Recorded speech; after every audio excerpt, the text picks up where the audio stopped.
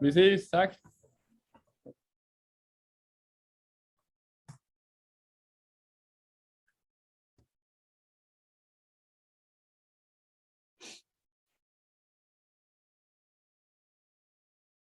Is it fine like this? Can you see it? Yes. Yeah. Perfect, because right now what I can see your faces, so I won't see your reactions when I speak. I guess I will live with this. Because if I share something here, it will be annoying, right? You don't want to see yourself.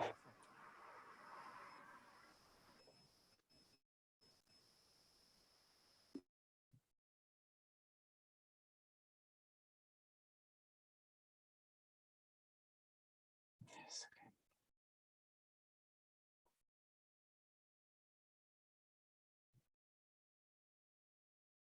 Very good. I will wait 1 more minute and then we can start.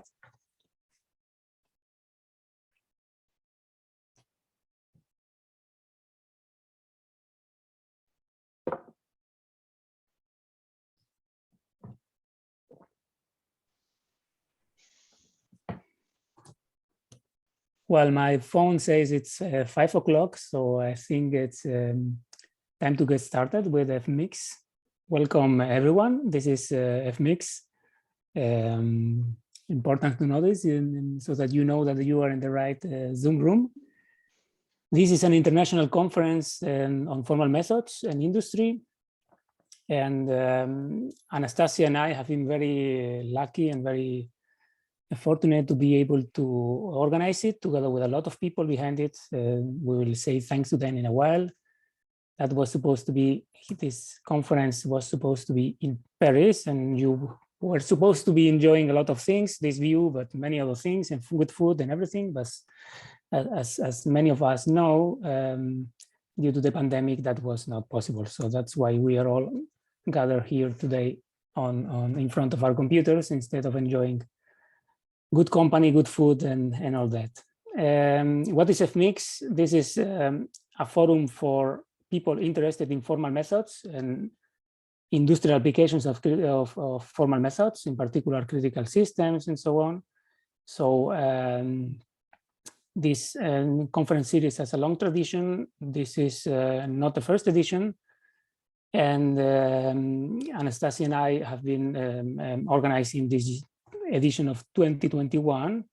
It has been a long process, as usual, working on setting up a very nice and very reputed and credible and international and broad and a lot of variety in the program committee of people, experts in the topics relevant for applications of formal methods in industry. So we had a mix of people from academia, from industry, but also from public agencies. We tried to cover many different countries and areas of research. We succeeded to some extent. Very competent people that have been helping us in the selection of the papers. We got quite a number of submissions, 31, which was slightly above our expectations. And then we have a thorough process as usual to discuss these papers, review, and finally select a representative amount of them to be presented in the following days. The proceedings, all the papers that we have been selected are published in a volume of lecture notes in computer science. The link is here in the slides, but if you go to the website and you click on the link, you will get free access to the proceedings for and the rest of the week. Another thing that will follow at some point is a special issue of selected papers, so the papers that have more potential to be extended into a long version, say an article version, will be invited. This will be another process, so there will be more work for Anastasia and I and reviewers and for the authors as well. And we expect to have this at some point done in the rest of the year and early next year. Well, as I said, this has been a long process, and a lot of people have made this possible.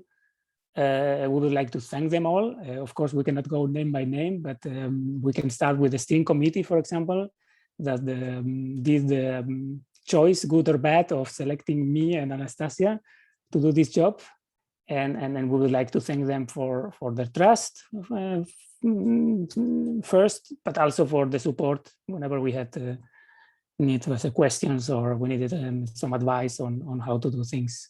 So thanks a lot, guys from the steering committee. I would like to also thank, before I pass the floor to Anastasia, thanks Anastasia for always being there on the other side of the ocean and helping me also in covering 24 hours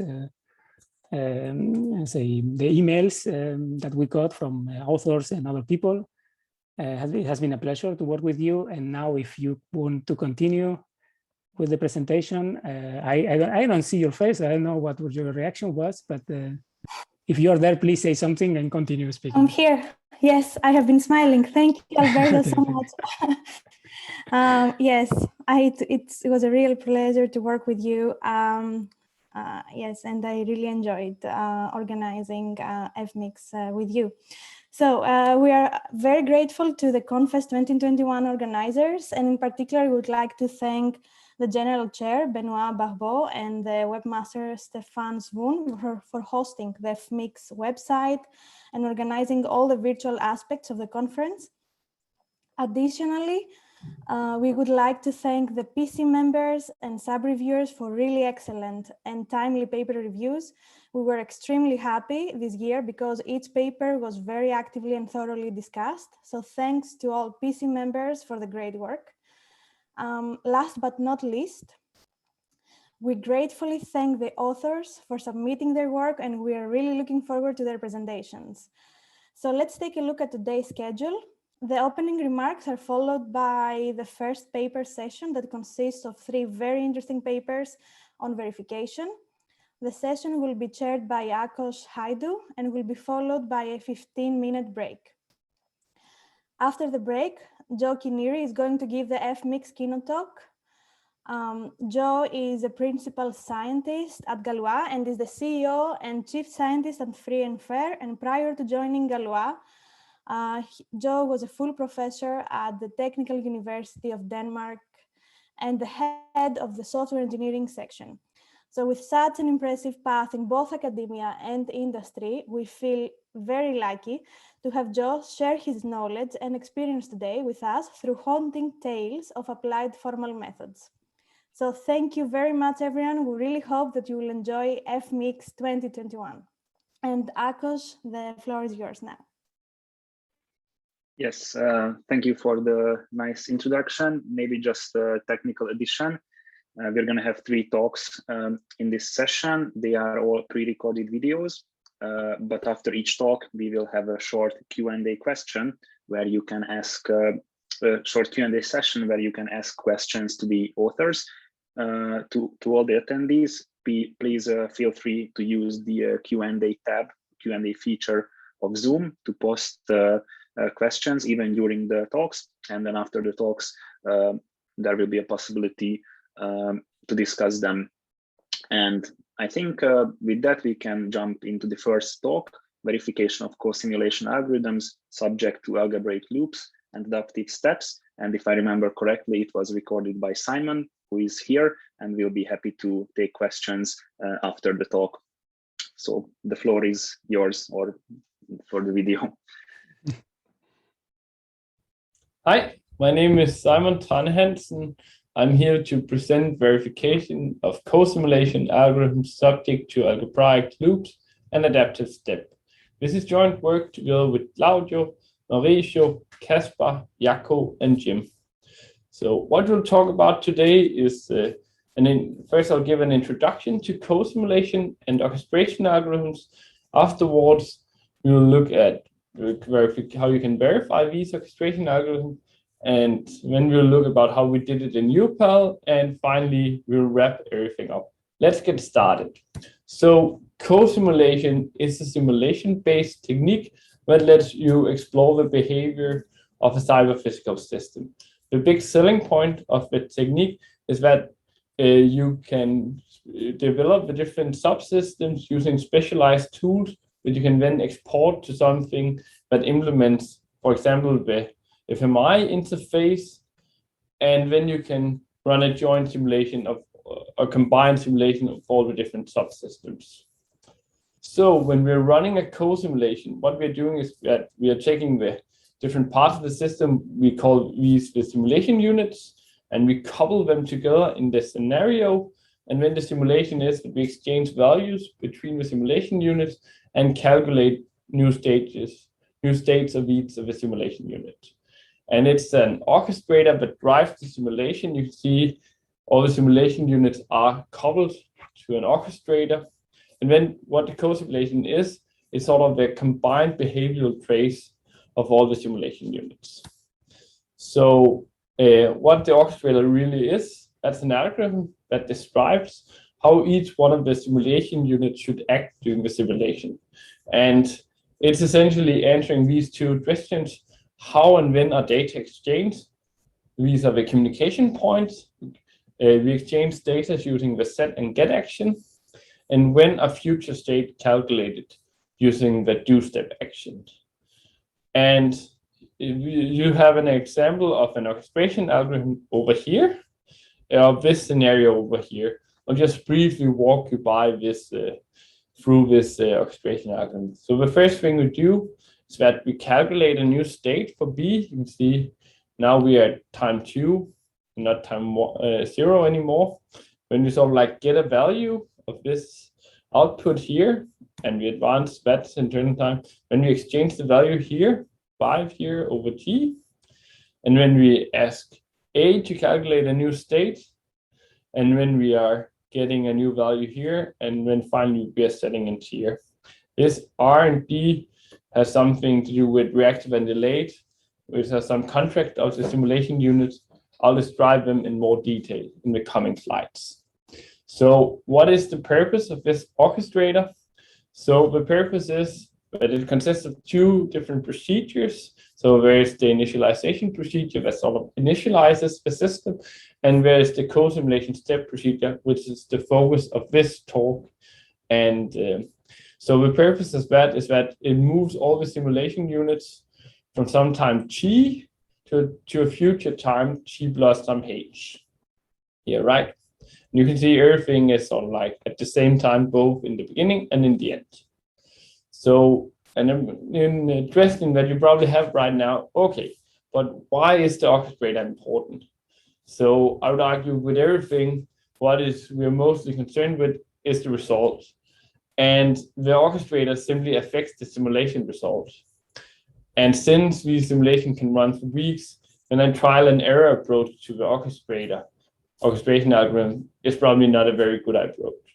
And also for domain experts developing a subsystem and when running the simulation, then an error in the orchestration algorithm can be very hard to debug. So therefore, I would say, if we look at this motivational example here, you can see the green line, that's sort of like the analytical solution to a system. And if we use, if we sort of like satisfy the contracts, and this is really, we'll look at what are these contracts and what does it mean to satisfy them, then we can get something that is like a rather good simulation here with the blue line. But instead, if we don't really respect the contracts, then we can end up with the orange simulation, which I would argue is rather bad. So therefore, I would claim we need a way to sort of like verify that the orchestrator satisfy the contracts of the scenario. So, and in order to do this, it's probably good to know, okay, what is causing this simulation error? Of course, there's a lot of different error sources, but the primary one is introduced by the couplings, because what the couplings really do is that they show data dependencies between an input and an output. And this data dependency means that the value here should be the same as the value here at all given points in time. But we only exchange data at sort of like the initial state and the final state of a do step. So in between, sort of like the simulation unit here, for instance, sort of like needs to guess how this output sort of like evolves. And I'll this get a little more concretely, because if we just imagine like this simulation unit A should calculate a future step, so it knows the value here, but since it's reactive, it actually also knows the value at this given point in time of this output. But what it really needs to do, it sort of like needs to guess how the value over here evolved in this given time period. And it's because whenever we are calculating a new state, it's sort of like the way the simulation unit does it is by micro-stepping. So it divides the step onto like smaller steps. And then, so whenever it's micro-stepping, it sort of like needs to guess, okay, how did this output evolve? So it's essentially what we're doing.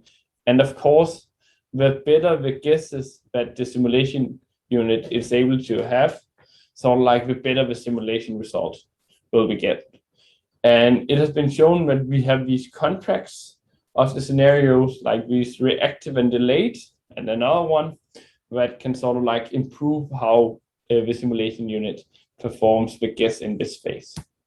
So, and reactive, what that really means, it means that the simulation unit sort of like knows the value for the input in both the initial state and the next state. And that enables the simulation unit to sort of like interpolate here when it's performing the guesses.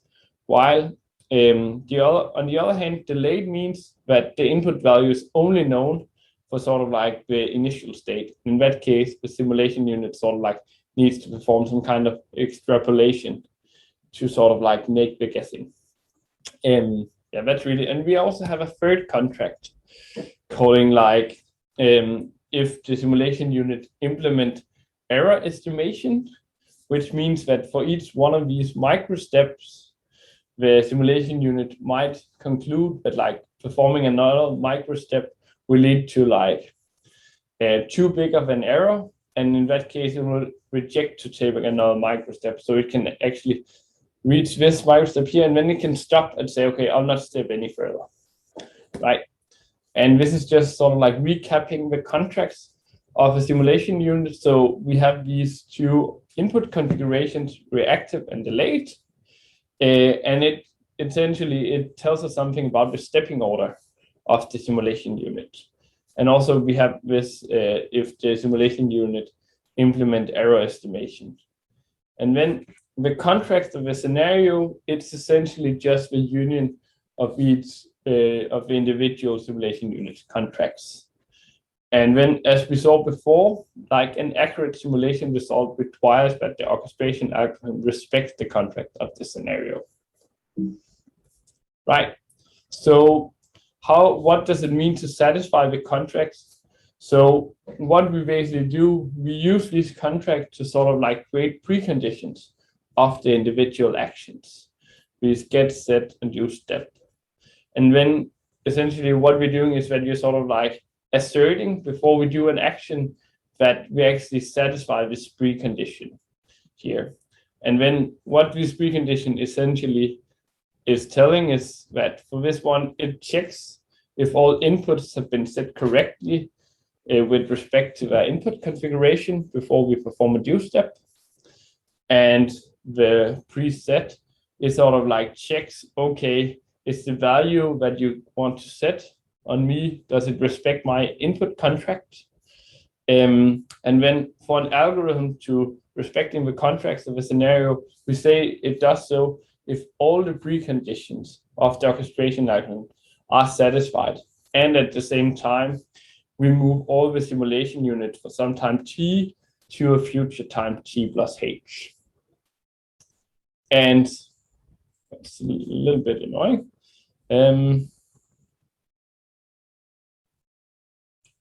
Yes, but so now you know, I guess you have a good feeling of what an orchestration algorithm is. Yeah, there's also some parameters to it. So for instance, what is the step size? And if we have algebraic loop, we also have some guesses.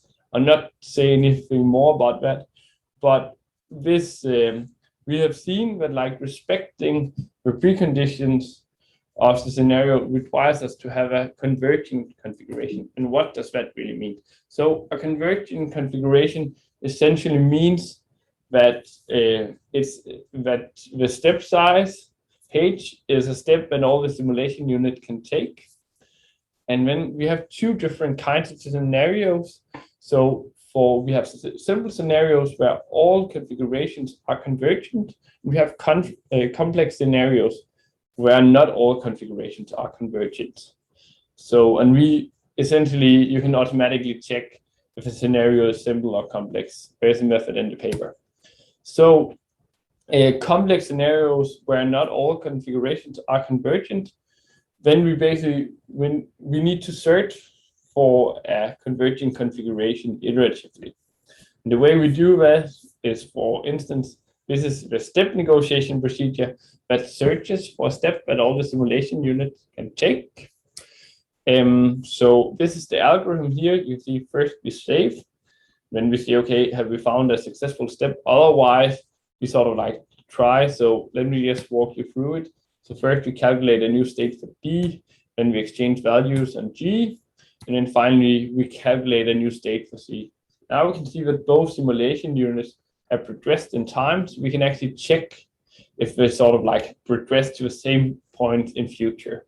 And if that's the case, so we're equal when we say, okay, we have found a converging configuration and we stop the search.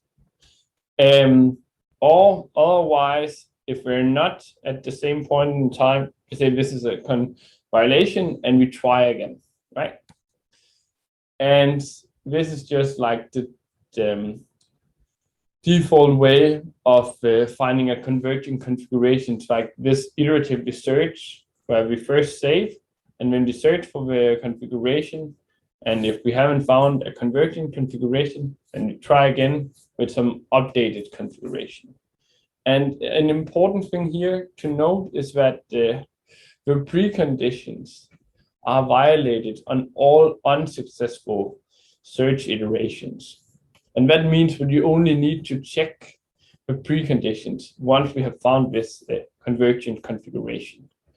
And of course, if we cannot find such a convergent configuration for an algorithm, then we just say that algorithm is incorrect. So how does the verification in UPAL works? So essentially what we want to ensure is that the orchestrator makes the simulation as accurate as possible by minimizing the simulation error. So what we are essentially, we have developed a domain-specific language for describing the orchestration algorithm. We have a domain-specific language for describing the scenario, and then we essentially want to find out, okay, does this orchestrator make the simulation as accurate as possible? And then yes or no, right? So the verification in UPAL works by, we have a symbolic version of the co-simulation. So we have different automatons mimicking the orchestrator and the simulation unit. And then the orchestrator, what it really does, it just systematically and deterministically interprets the orchestration algorithm. And then once, so here it starts by performing a do step on B, and the way it performs actions is that it uses channel synchronization and shared variables to sort of like invoke the actions. And then you have the simulation unit that sort of like implements this FMI state machine, and it receives actions from action requests from the orchestrator. For instance, here using this channel synchronization and the shared variable declaring which action it should perform. And then if it's able to perform that action, it sort of like confirms that the action has been formed successfully. And then the preconditions, they are encoded as invariant functions on the state. So see, if we go into this state here, if you want to do a set action here, we have this invariant function that sort of like encodes the precondition here. So in case we ever violate a precondition, what we really do is that we cannot make this channel synchronization until we reach a deadlock. So you could ask yourself, what does UPAL really check? It checks that all possible runs constructed by the algorithm and the scenario should sort of like satisfy the contracts of the scenario. And it's constructed in such a way that all violations result in a deadlock due to this guarded transition, the state machine of the simulation unit. And also, I mean, the channel synchronization would pretty much force us to take a synchronization. The way we check that in using CTL formulas is that we never see a deadlock, and we should always have that the orchestrator ends up in the final state, the terminator state, that tells us that all the simulation units are successfully unloaded and terminated. And for successful and for complex scenarios, for instance, with step negotiation, we know that all unsuccessful search attempts violate some of the preconditions. So what we really do is that we sort of like accept that all these violations while we are searching. And once we found such a converging configuration, or if we find one at all, then what we do is that we sort of like, you can see we go here. If we didn't find one, we just try again. Otherwise, we sort of like say, okay, is this an extra iteration? Otherwise, we turn on the preconditions.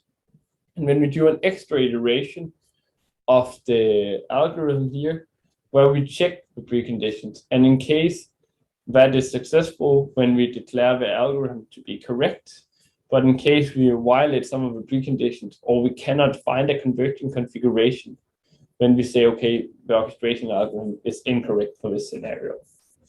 And we have some specialized viewport templates to perform this iterative search.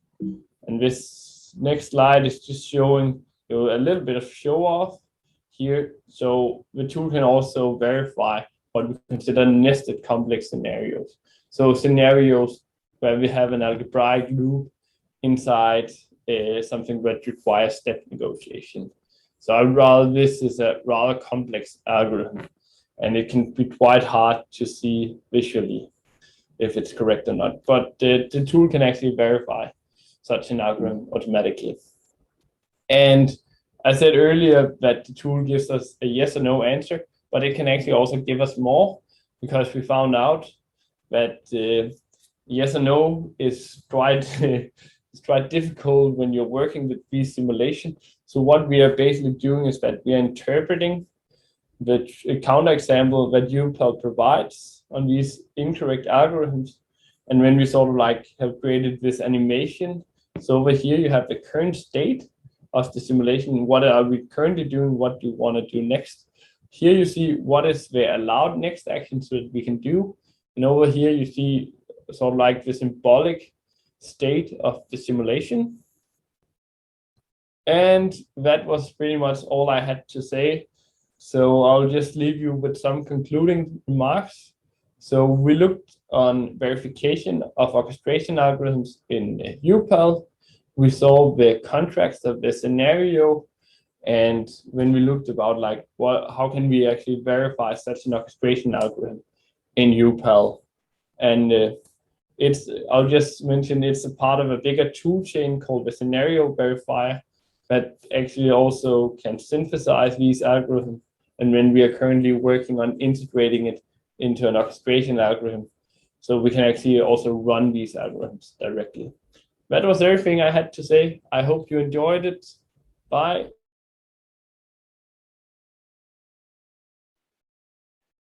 Okay, thank you for the nice presentation. So now we have a few minutes of Q&A, and Simon, you're here. I actually see a question from Alberto, but it's not in the Q&A. Maybe panelists cannot use that. It's in the chat. Can you see it, or should I read it?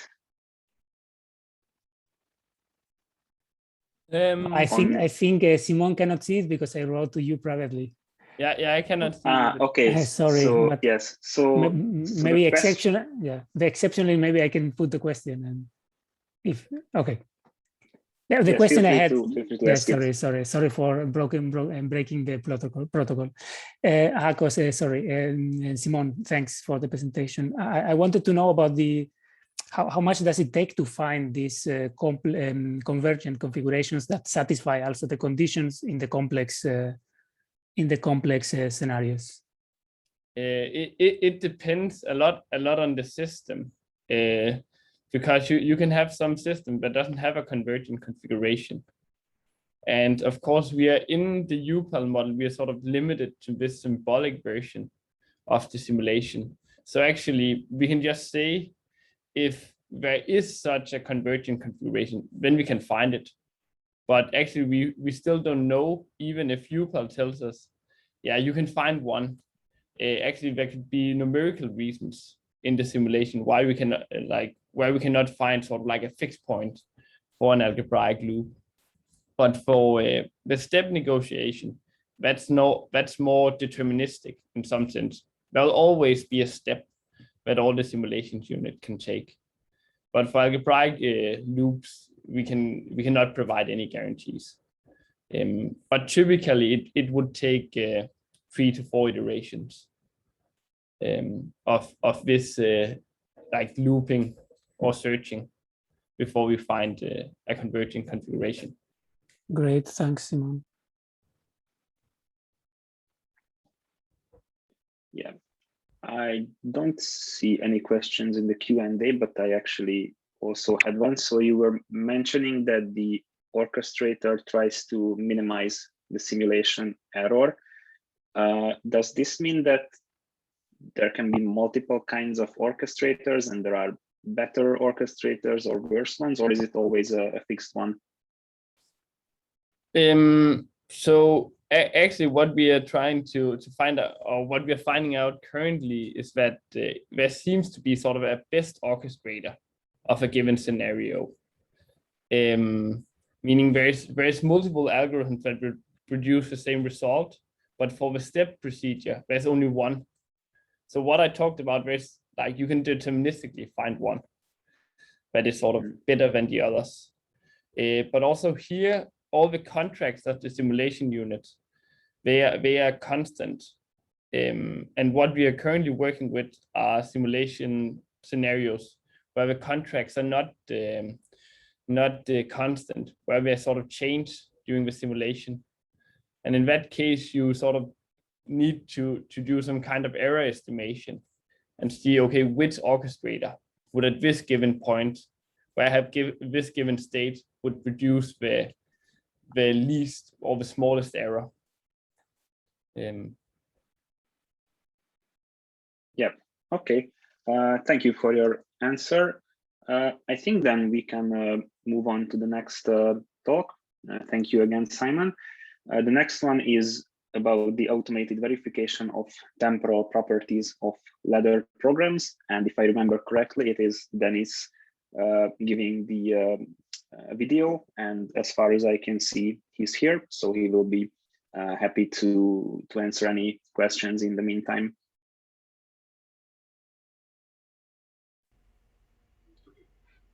Hello, everybody. I'm here to talk about the automated verification of temporal properties of ladder programs.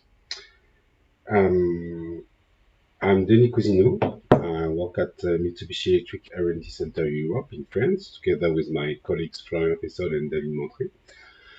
And this is a joint work with Claudio Bello Lorenzo and Claude Marché from University Paris-Saclay and INRIA, and also with Hiroaki Inoue, who is a colleague from Mitsubishi Electric Corporation in Japan. So let's talk a little bit first about the context. So at Mitsubishi Electric, we are not Mitsubishi Motors, so we don't build cars. Instead, we build and sell a lot of stuff, and in particular, factory automation stuff. So factory automation is a key market for Melco. It was the second vendor worldwide in 2018. And it builds and sells a lot of tools like AC servo systems, inverters, industrial robots, processing machines, and of course, programmable logic controllers, PLC, to control all this stuff.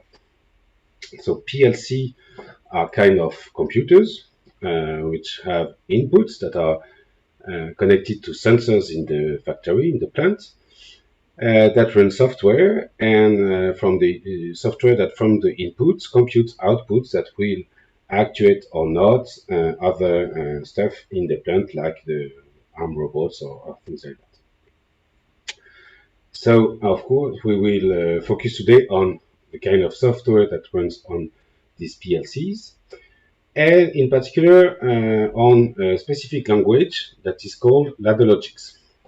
So LadderLogix, it was the first language to program PLC. There are several others now.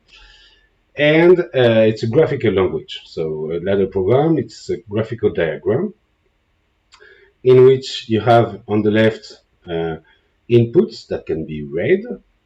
Their values can be combined into logical combinations of those values. And given this logical combination, you can either activate or not output variables or call instructions. So, despite the fact that it's a very old language, it's still very used to program PLC. So maybe a little bit less in Europe, but in United States and Asia, it's still 80%, about 80% of PLC programs that are written in ladder language. And as you can imagine, a graphical language like that, it's very hard to debug manually. So, I will now talk a little bit about the technical choices and the motivations that led to those technical choices. So, as R&D center for Mitsubishi Electric, our objective in the formal methods group is to build interesting tools and efficient tools. But first, it's also to convince the people that our tools can be used and are efficient. So there are two categories of people we have to convince. On one side, the programmers, the users of our tools, and on the other side, the managers. And we have found a kind of recipe to convince both of those categories of peoples. It is to build tools that are both transparent and that, of course, brings added value to the process, to the programmers, etc. So on the programmer side, to have a transparent tool, we have to build a fast and scalable tool that is fully automatic and that integrates the tools that the programmers use, for example, the IDEs. And for the added value, we have to make our tools ease the programming for the programmers and, of course, give back useful information, for example, when bugs are detected. And on the manager side, to have a transparent tool means that we have not to change the current processes, because it's very complicated to change the processes in a big company like Mitsubishi Electric. And on for the added value, we use the usual formal method argument, like it's the fact that it can avoid costly bugs, decrease the time to deploy. And we like to use the 100% guarantee argument that we might use with some of the formal methods we can use. So the objective of this works on ladder programs is to develop easily transparent static bug finder with added value. So in 2019, we developed the first prototype that used deductive verification. So first, because it's scalable, but also to have the 100% guarantee argument for managers. This first prototype targeted runtime error detections like division by zero, overflows, or things like that. That allowed us to have, again, a fast and scalable tool, fully automatic, and avoid costly bugs, decrease time to deploy, and ease programming. We built a prototype on top of off-the-shelf components like Y3. I will talk a lot about Y3 after, and the SMT solver CVC4. So again, for have kind of easy prototyping. And finally, we built a graphical user interface for giving back errors information to the programmer, again to have added value for the program. So the prototype used the Y3 platform, which is a deductive verification platform developed at INRIA since 2010. So this platform provides an intermediate language, in which you can both express the specification and the program. There are translators from C, Ada, and Java to this YML language. There are a lot of libraries that are developed in this in Y3, and from the translation of a program that can call the libraries, there is an automatic process called weakest precondition calculus that will transform the specification of the program into verification conditions that can be sent afterwards to automated programmers, for example, SMT solvers, that will tell, this is the verification condition is verified, so the specification holds, or no, cannot prove this verification condition. There might be a bug, and the SMT solver might provide a counterexample.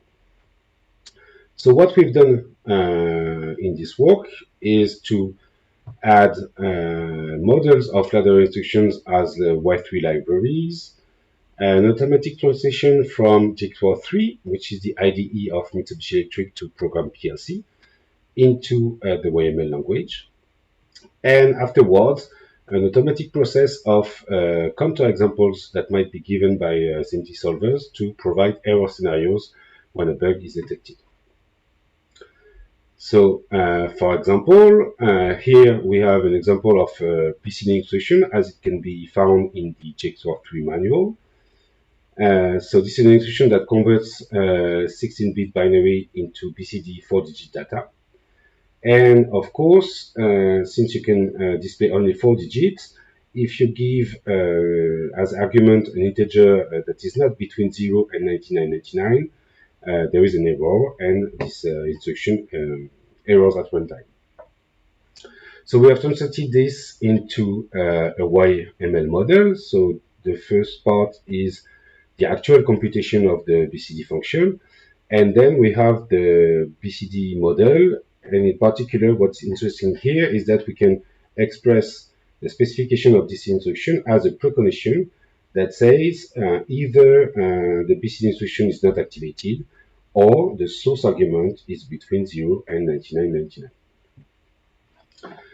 So we developed several instructions model in Y3. Then we had an automatic translation from JXOR3 to YML. So it's just an example here of such a translation. Here we have a ladder program that says when x0 is activated, then you have to increment the variable d0, and then you can call the BCD instruction on d0 and put the results in d1.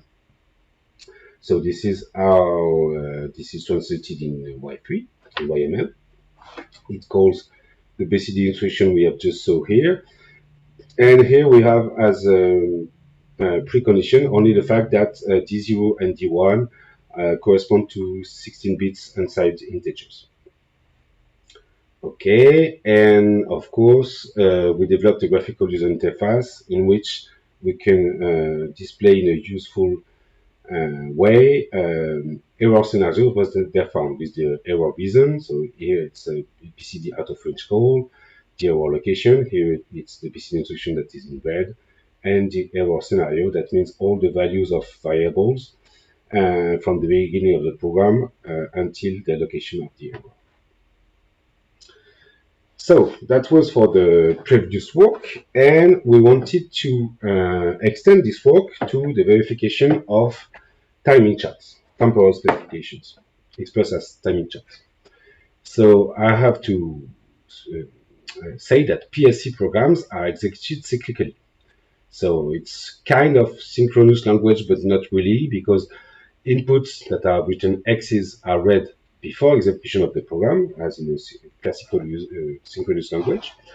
But then the program is executed, and outputs are not written after the execution of the program, but on the go. So it's a small difference. And timing charts correspond to functional specifications as execution scenarios. So that means that it specifies the evolutions of outputs given an evolution of input values. So here we have the x's that are the inputs. So this part on top corresponds to kind of hypothesis of the specification. And the part below corresponds to what is to be verified. That means the evolution of outputs given the evolution of inputs. So in the timing chart, we can have events. So events correspond to an input value change or a time change of an output value. We have also timers here. And states that are arbitrary long executions between two events. So here we have a state, and here the dotted line is an event.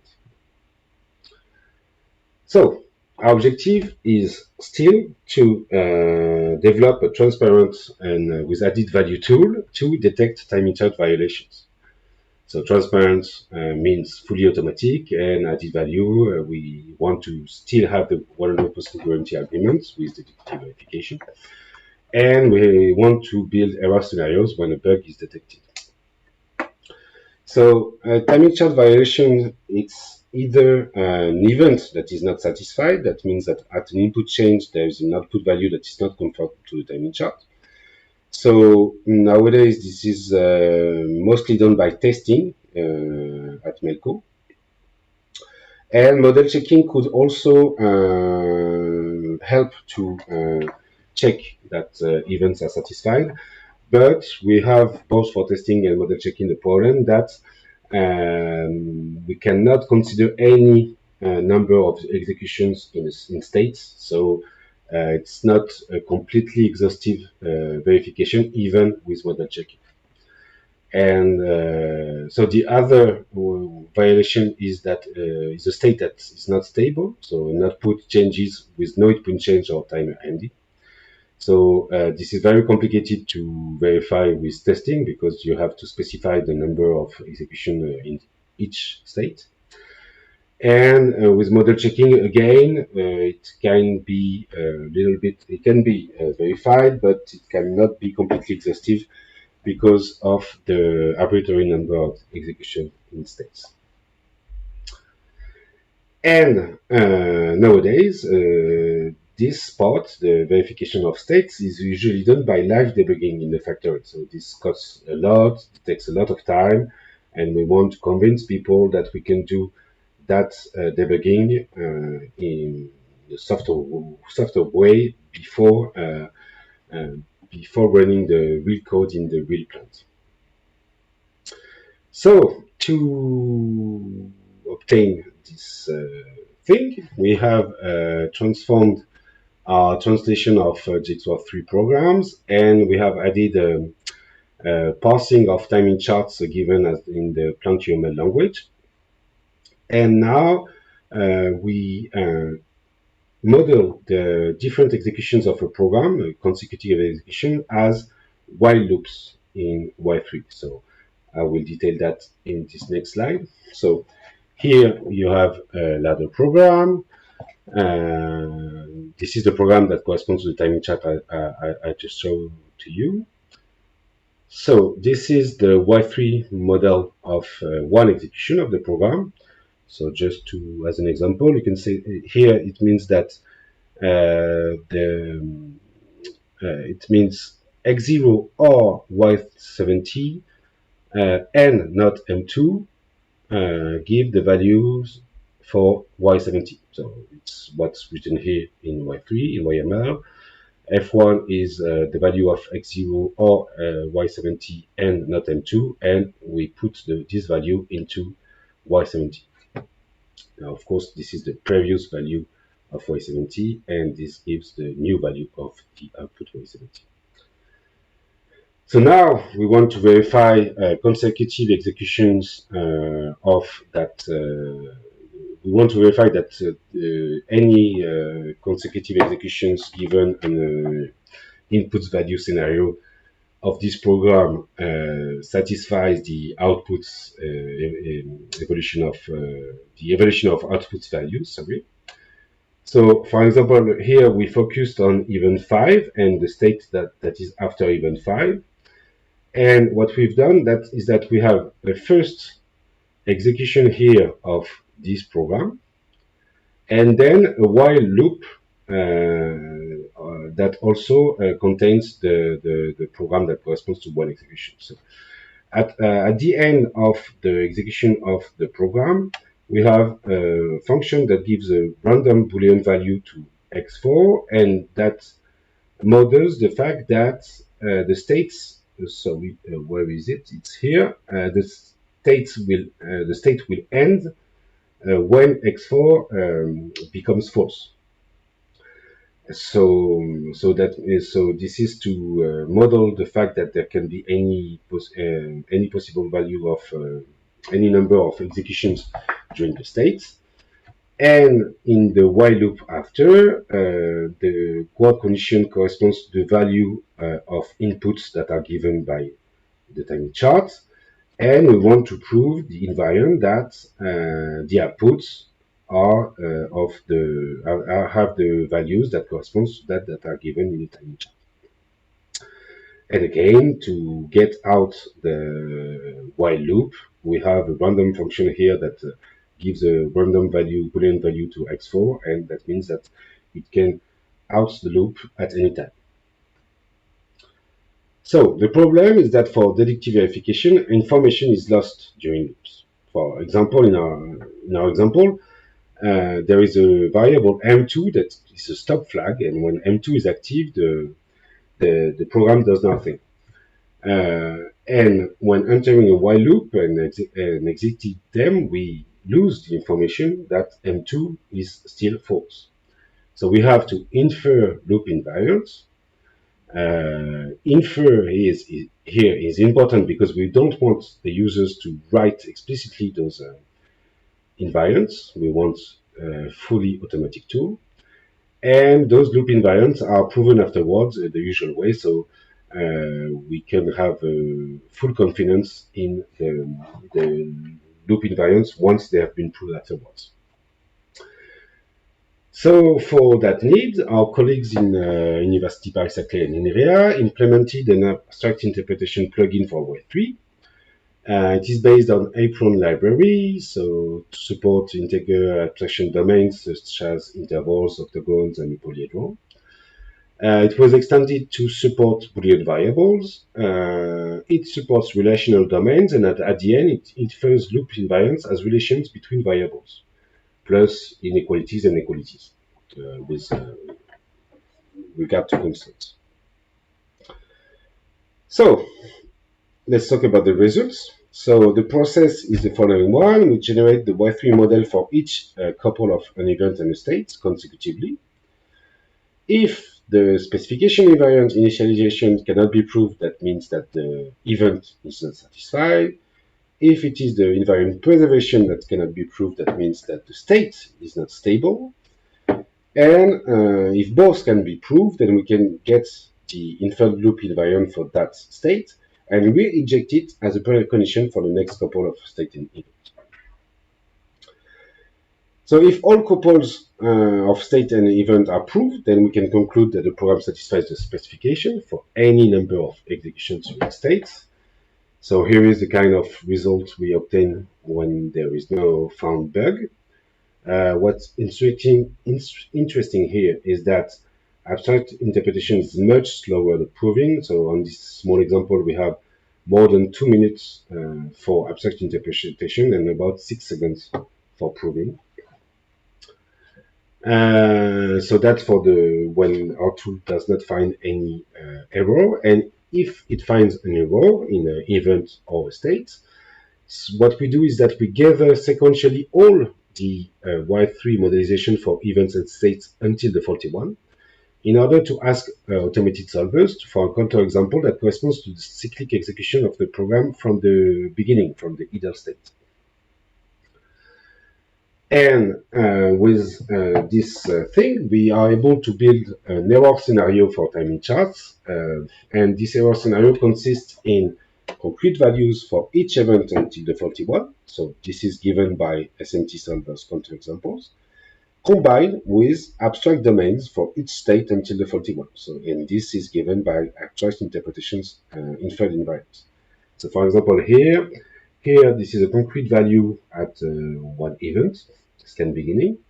So for example, the timer T0, the current value of timer T0 is 2 here, while we can only state that at state 7, before event 8, sorry, the current value of T0 is between 3 and 29, but we don't know exactly which value it has.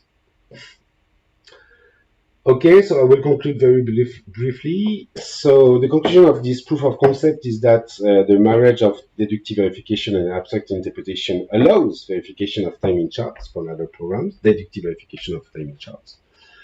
We think that we have built a convincing proof of concept. So again, it's transparent, it's fully automatic and kind of scalable, but we can improve the scalability. And it has an added value with the 100% guarantee argument, thanks to deductive verification, and the building of error scenarios that help to understand the bug when our tool finds one. And the next steps on this work are to improve the abstract interpretation performances, used, for example, by using Boolean domains, what is not done for now. And on another side, design a graphical user interface for navigating in error scenario. Thanks a lot. Wonderful. Thank you for the excellent talk. I would like to remind the audience to feel free to post questions in the Q&A feature. Right now, I don't see any, but there has been a few questions by panelists. And since I don't see any questions from the audience, let's then start with the ones from the panelists. The first one was actually from Anastasia. Thank you for the interesting presentation. I have written programs in ladder logic before for multiple programmable logic controllers, and I know that bugs can be introduced very easily. I am very interested to hear whether your analysis techniques are currently used or whether there is a plan to be used by Mitsubishi in the future. And this is something that I was also wondering, since you probably have this large, have access to this large code base. What kind of experiments did you have, if you had any? So I think it joins a little bit the question of Alberto also. So the first answer is convincing people to use formal methods is a long journey, very long journey. So it's complicated. In particular, you said that we had access to a large code base. It might not be always true. We might be sometimes a little bit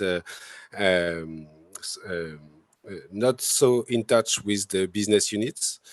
And in particular for ladder programming and PLC, it's kind of a different situation from others we have, is that we don't have to convince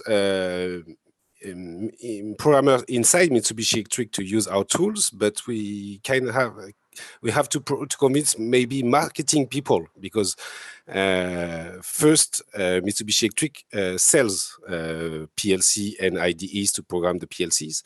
So we have to convince that it's a marketing argument to have this kind of bug finders based on formal methods. And so just sorry, it's not maybe not the arguments in the right order, but it's complicated to convince people. So that's the first answer. And for now, this is not. We hope that it can be integrated, especially maybe first the previous work on instructions errors and runtime errors detection can be integrated into JXWorks 3. but there is no concrete, no, not concrete, no actual plan to do that for now. So it's very complicated to get to the next level and to make our research projects and proof of concepts integrate the B2B electric products, and in particular in the case of ladder programs in which we are not we are not developing a tool directly for Mitsubishi Electric engineers or programmers, but for the customers of Mitsubishi Electric. So there is a other level of questioning on how to convince people. But we try hard. Yes, thank you. We just have a question in the Q&A from the audience. Maybe I can read it. Have you maybe considered model checking instead of theorem proving for verification by translating ladder diagrams in state machines of some kind? Could be there any advantage or disadvantages, which was asked by Alessandro. So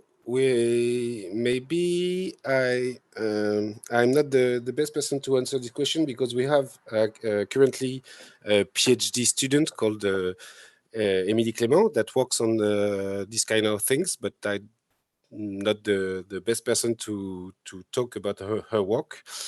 At the very beginning, as I tried to explain during the talk, we chose the deductive verification option for kind of marketing arguments. First, it's more my research field than model checking. I don't know very well model checking, but we had this. It was not at first. It was not a scientific argument. We wanted to be able to say that with the deductive verification, modulo some details, you can have the 100% guarantee argument, maybe faster sometimes, and with maybe more guarantee or more confidence than with model checking. But again, there are people, and in particular PhD students, that is working on those topics in the lab also. But sorry, and the end of the sentence was the fact that this convincing argument, marketing argument, at first led to the fact that we wanted to use not model checking as one could imagine, more simpler. Sorry, I start again the sentence. So with because of this marketing argument or convincing argument, we continue on this way of using deductive verification instead of trying model checking. But we did not make a full and solid comparison of the different techniques. Thank you for the answer. We're kind of running out of time, I think, but maybe if you could give a short answer to Juan Francisco's question. Is there feedback propagated signals on ladder programming? If so, how is it managed? Feedback. I don't understand exactly what is feedback propagated signal. Maybe okay. So the person who asks the question cannot answer to my question, but yeah, I think since we are kind of running out of time, I would suggest to both the presenters and the attendees to go to GatherTown in the coffee break, and then you can have some discussions offline. But now I would suggest to move on to the third talk. Thanks again for your presentation. And the final talk in this session is going to be spatial model checking for smart stations, research challenges. And if I'm correct, it's given by Vincenzo. So please go ahead. Hello, my name is Vincenzo Ciancia, and I'm going to present a work on a position paper on using spatial model checking for the design of smart stations. This is a joint work with co-authors of the Formal Method and Tool Laboratory at the Institute of Information Science and Technologies in Pisa. Spatial model checking is a method which has been designed to analyze spatial structures using model logics and model checking techniques.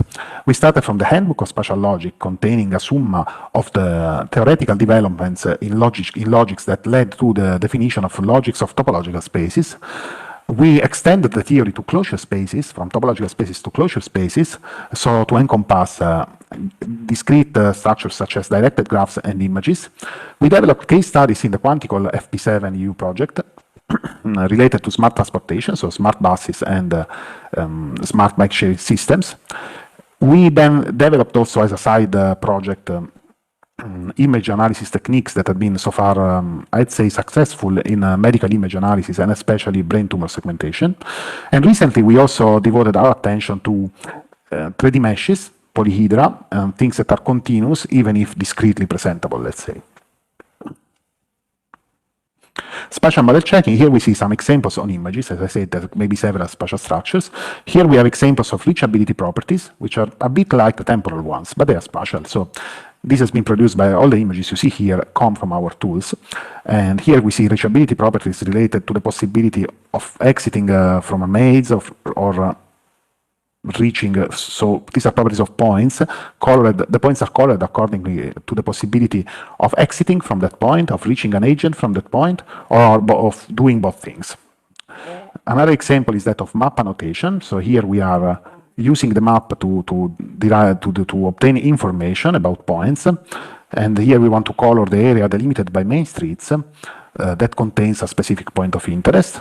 That's the result. In this other case study on smart buses, we used spatial model checking and to extrapolate information from maps in order to identify errors in GPS traces. For instance, off-road positions or diverted positions on streets that are not part of the path, or precedence errors, so traces that are just plain wrong. And the last, as I say, the other case study is medical imaging, where we developed examples of brain tumor segmentation, of separation of white and gray matter in the same brains, and of segmentation contouring of nevi on the human skin. The spatial logic of closure spaces is a model language which has been designed to analyze spatial structures. It's interpreted on closure spaces, whose instances can be, for instance, topological spaces, directed or non-directed graphs, and as a special case, the digital images, which are seen as non-directed graphs, and with colors giving rise to atomic propositions and nodes arranged on a regular grid.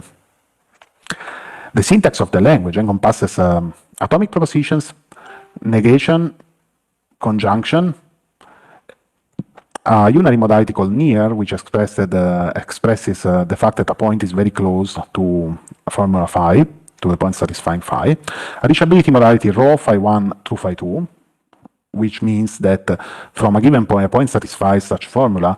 If starting from it, one can reach a point satisfying phi1, passing only two points satisfying phi2. Here we see examples. So rho reach red through blue. It's true at this white point here and at this green point here. It's true at the green points in this image, but not at the purple points, because to get to red, they have to pass by an orange point. It's true at the points on the border of blue and also at the blue points in this picture. There is also the distance operator, which we are now going to see into more detail. So the distance operator is parameterized with respect to a formula phi and a constraint c. For instance, c distance less or equal than 3 from red. This is how you read the operator. This is true at the points that are at distance at most 3 from a point satisfying the property read. Here is an example: read red points and the point satisfying d less or equal than 3 from red, which is an enlargement in the image of the red area. It's implemented passing through the distance transform, which assigns to each point the distance from red, and then by a threshold, we obtain the satisfaction of the constraint. And in the FMT lab, we have developed 4 model checkers. One is Topo Checker, which is a prototype written in OCaml, which has been used in the smart transportation case studies because it's also spatio-temporal. It's not only spatial, but spatio-temporal. And it has also been integrated with Multivesta to do statistical spatio-temporal model checking in order to, for instance, color an image, produce a colored image where the intensity of the coloring depends on the probability that that a certain requirement is satisfied at a certain point. That's the idea. And then there is the family of model checkers derived from VoxLogica. VoxLogica is a more mature tool. Binaries, for instance, are available for Windows, Linux, and OS X, whereas Topo Checker must be compiled from source. And VoxLogica is written in F#, so it fully supports multiple cores.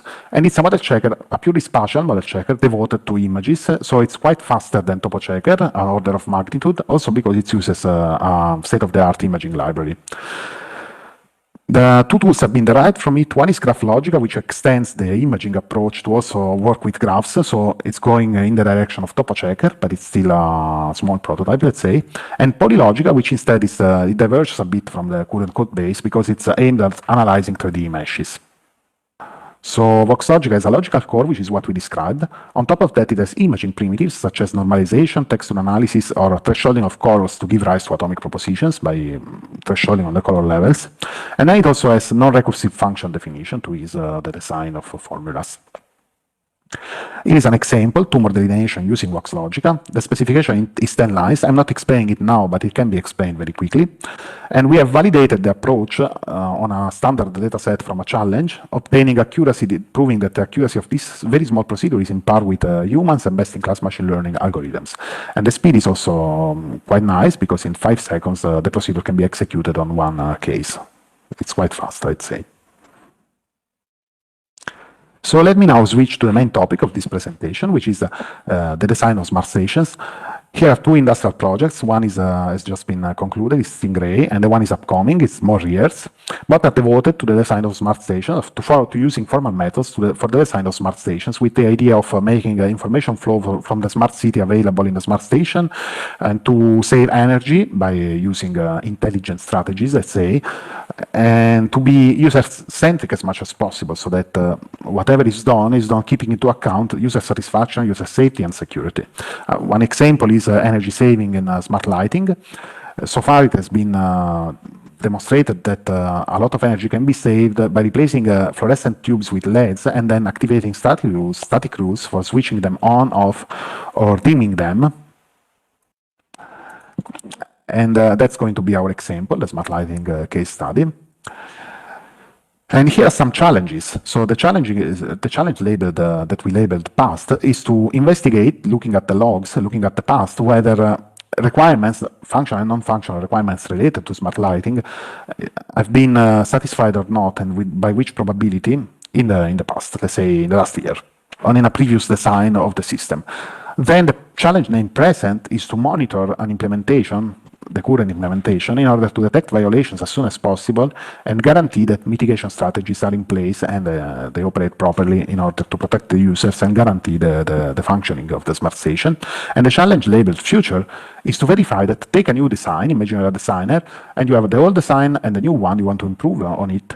And you need methods to check whether the design is better or not than the previous one. And such methods, in the 3 cases, requirements are specifically spatial for the smart lighting case study, because the designer needs to visualize, not only to find the points where requirements are true or not and probabilities of them, but also to visualize the situation graphically in order to understand what's going on. That's our main tenet, that reasoning and visualization are useful in order to design spatially distributed structures. So how are we planning to address such challenges?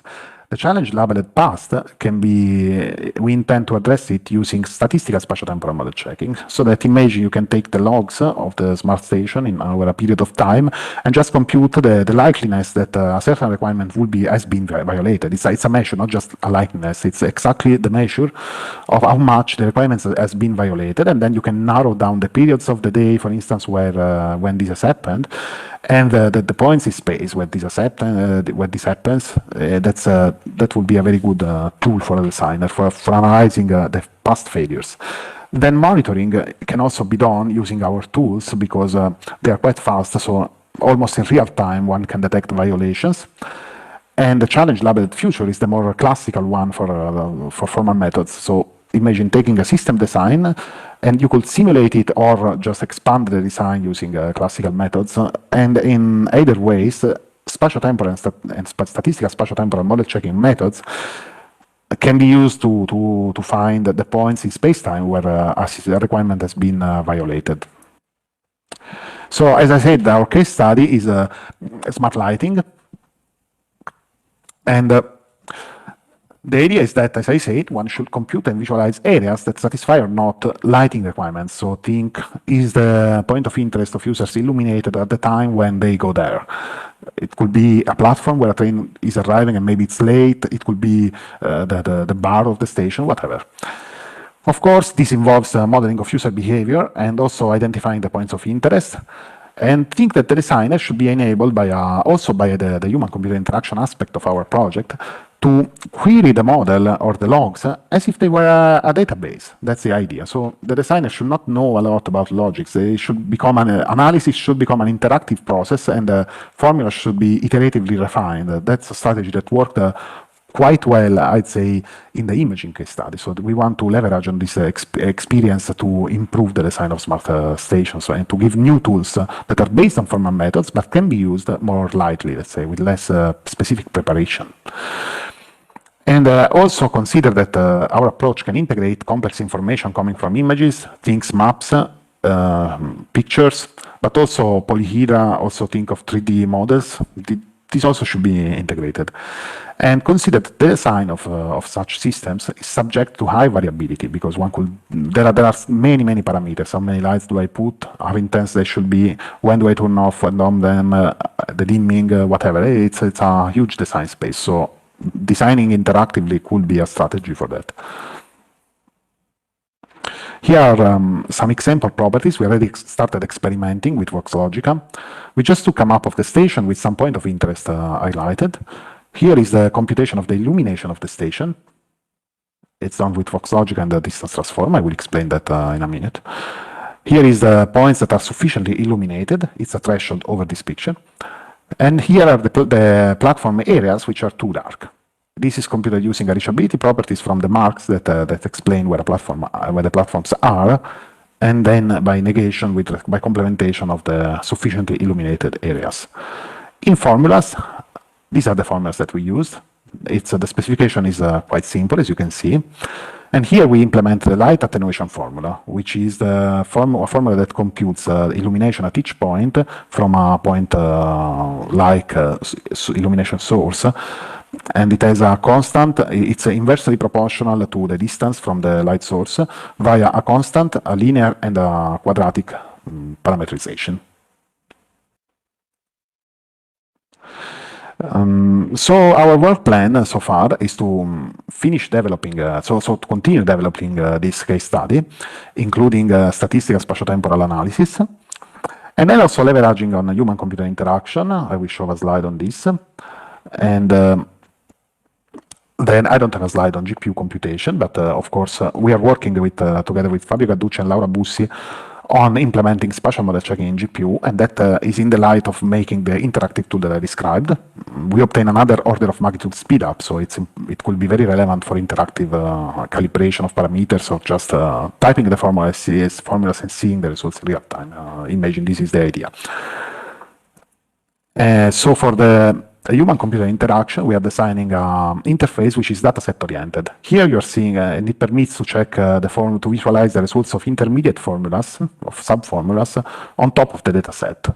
Here you're seeing it on medical images, but imagine being able to do that on logs of the illumination of a train station. That would be very useful, as you can narrow down the cases in which the system has failed and examine them in detail in almost no time.